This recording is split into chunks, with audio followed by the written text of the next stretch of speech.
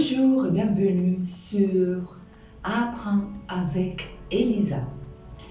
Dans la vidéo d'aujourd'hui, je vais vous raconter une histoire qui reprend les histoires de grammaire qui se passent dans la rue. La grammaire s'apprend en contexte.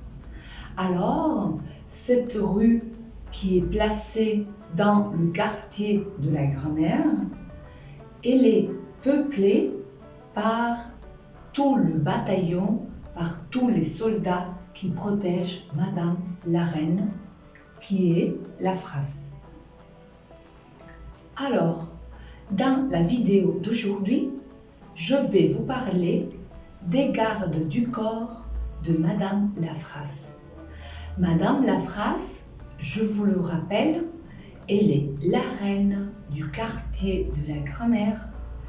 Et si vous ne la connaissez pas, je vous fais une petite présentation pour vous dire qu'elle est très gentille, sympa et polie. Mais il y a un petit problème avec Madame la phrase parce que son état d'âme, c'est-à-dire son caractère, son humour, change très fréquemment. Et du coup, elle peut passer d'être assertive à être une phrase négative ou pessimiste, interrogative ou dubitative. Elle peut passer à être Madame la phrase exclamative ou bien elle peut donner des ordres et alors elle devient Madame la phrase impérative. Quoi qu'il en soit, elle sort toujours avec ses gardes du corps. Elle sort toujours avec ses gardiens. Alors, si vous avez un cahier, profitez pour écrire qui sont les gardiens de Madame la phrase. Alors, les 3 gardiens principaux sont, je vous les énumère. En premier lieu, nous avons Monsieur le sujet. Bien, il y a une petite chose qui se passe avec Monsieur le sujet. Et c'est qu'il protège la reine dans tous ses états d'âme, sauf quand elle devient Madame la phrase impérative. Quand Madame la phrase, elle devient impérative, elle a l'habitude de chasser Monsieur le sujet. C'est un acte que je n'ai jamais compris. Mais bon, je continue et maintenant, je vous présente la personne qui va toujours au milieu du groupe. Et au milieu du groupe, nous avons Monsieur le Verbe. Monsieur le Verbe, il est le chouchou, il est le préféré de Madame la Reine. Et en tant que chouchou, en tant que préféré, je dois dire qu'il a un bâtiment dans le quartier de la grammaire qui est son bâtiment. Le bâtiment numéro 1, placé où? Dans la rue, la grammaire s'apprend en contexte. Dans ce bâtiment, il a tous ces petits soldats qui sont les enfants de Monsieur le Verbe. Et rappelez-vous de l'histoire des verbes du premier étage, deuxième étage et troisième étage.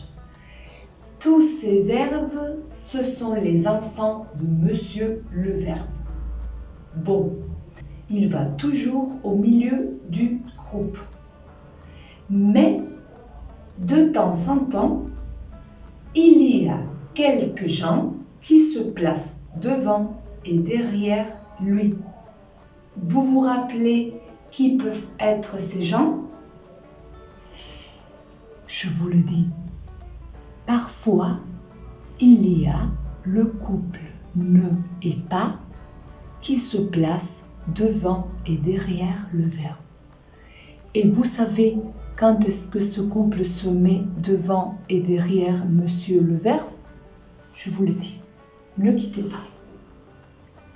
Donc, ils se mettent devant et derrière le verbe quand madame la phrase devient négatif.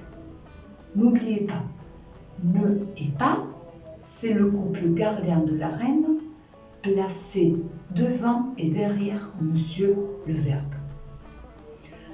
Je dois finir la présentation du bataillon des soldats qui protègent la reine. Et en queue de bataillon, il y a le groupe de soldats qu'on appelle... Comment on les appelle? On les appelle comment? Ah oui, excusez-moi. En queue de bataillon, il y a le groupe de soldats qu'on appelle messieurs les compléments. Parmi le groupe de messieurs les compléments, il y en a deux groupes différents. Je dois dire que parmi le groupe de messieurs les compléments, il y en a deux sous-groupes. D'une part, nous avons le groupe des compléments qui sont indispensables pour Madame la Reine et nous avons un autre groupe, un autre sous-groupe qui sont messieurs les compléments qui ne sont pas indispensables pour Madame la Reine. Bon, ces deux sous-groupes sont indispensables ou ne le sont pas, plutôt que pour Madame la Reine, pour Monsieur le Verbe.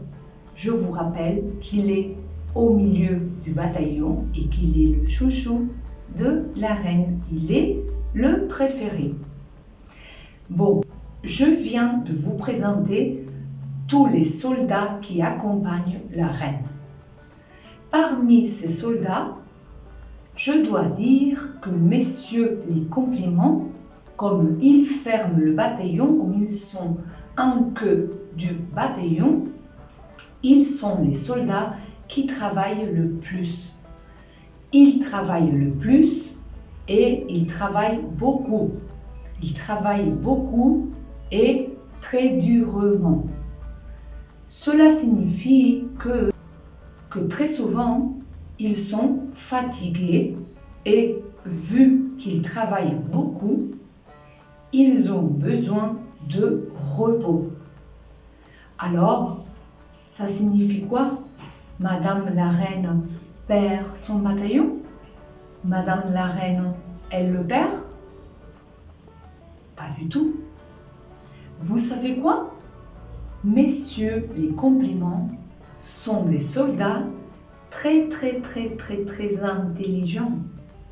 Et comme ils sont très intelligents, s'ils ont besoin de se reposer, s'ils ont besoin de dormir, s'ils ont besoin de partir à la maison, ils vont à la maison, mais ils laissent à leur place Monsieur les pronoms. Monsieur les pronoms, ce sont les remplaçants de messieurs les compléments. Et normalement, messieurs les compléments et messieurs les pronoms, ce sont des amis. Et ils ont une bonne entente. Ils s'entendent très bien. Alors, messieurs les compléments téléphonent à monsieur les pronoms. Ils leur téléphonent pour leur demander de les remplacer pendant leur absence. Et comme ils sont des amis, messieurs les pronoms remplacent messieurs les compléments quand ceux-ci sont fatigués. Mais ils remplacent messieurs les compléments avec une condition. Ils sont un peu capricieux, Oui, ils ont leur caractère comme tout le monde. Alors, ils mettent une condition. Leur condition, c'est pour remplacer messieurs les compléments, ils veulent être placés au milieu du bataillon. Ils n'aiment pas, ils détestent être à la fin, ils détestent être à la queue du bataillon. Alors, la seule condition pour travailler et remplacer leurs collègues les compléments, c'est de travailler et de marcher au milieu de groupes. Donc, Madame la Reine, comme elle est gentille, elle accepte ces conditions.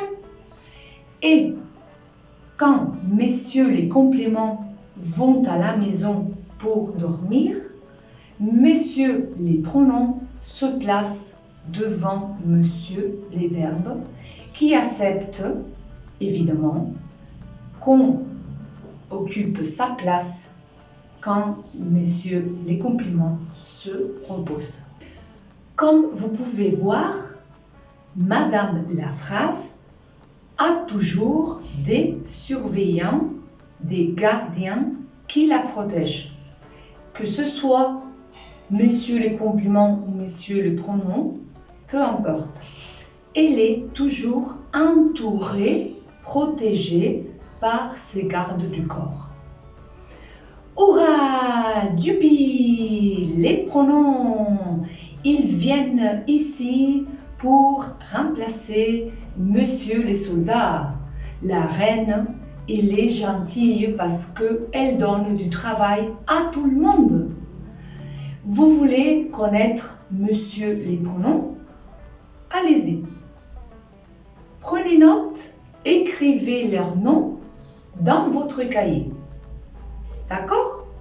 Bon, je vous présente monsieur les pronoms qui remplace monsieur le complément. Alors, j'ai le plaisir de souhaiter la bienvenue à monsieur, me, te, le, la, l'apostrophe, lui, un, i, nous, vous, les, leur et un long, etc. Je voudrais finir cette histoire en disant que messieurs les pronoms et messieurs les compléments sont des amis qui s'entendent très bien. Et puisqu'ils s'entendent bien, puisqu'ils ont une bonne entente, ils adorent passer du temps ensemble. Et qu'est-ce qu'ils font ensemble? Par exemple, ils se donnent rendez-vous pour sortir dans la rue. Et quand ils y sortent, ils le font comment? Ils le font ensemble. Quand ils vont dans la rue, ils adorent aller prendre un verre. Et quand ils le prennent, comment ils le font? Ensemble. Ils ont l'habitude d'aller faire les courses une fois par semaine. Et comment ils y vont? Ils y vont ensemble. Ils adorent aller au cinéma pour regarder des films. Pour regarder des films comment? Ensemble. E-N-S-E-M-B-L-E. Ensemble. Ils adorent se donner rendez-vous. Ils adorent se mettre d'accord pour manger, pour prendre le goûter. Et comment ils le prennent? Vous avez la réponse. Ils le prennent ensemble. Ils adorent manger des gâteaux et ils en mangent comment? Ils en mangent ensemble. Les pronoms et messieurs les compléments ont toujours été des collègues. Et il n'y aura rien ni personne qui pourra détruire cette amitié. Merci de votre attention et à très bientôt. Bisous, au revoir.